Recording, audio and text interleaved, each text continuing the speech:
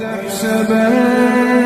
الذين قتلوا في سبيل الله أمواتا بل أحياء عند ربهم يرزقون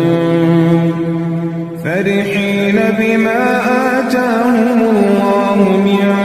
فضله ويستبشرون بالذين لم يلحقوا بهم من خلفهم ألا خوف عليهم ولا هم يحزنون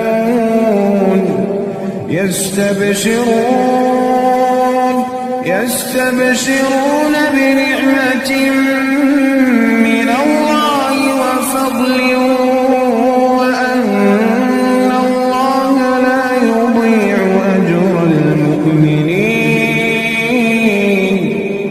الذين استجابوا لله والرسول من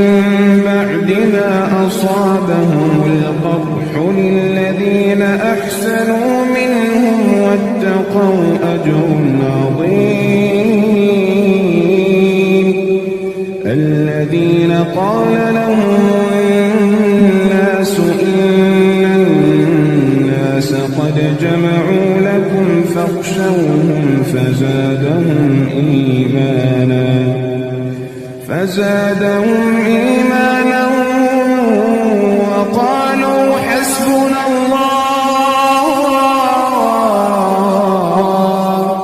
وقالوا حسبنا الله ونعم الوكيل.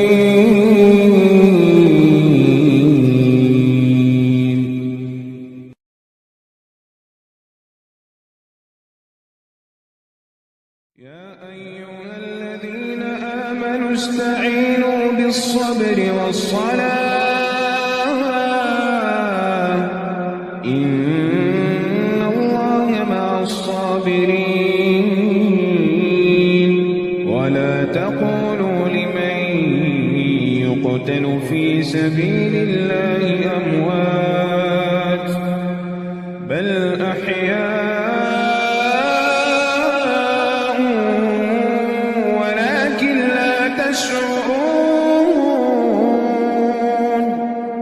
ولنبلونكم بشيء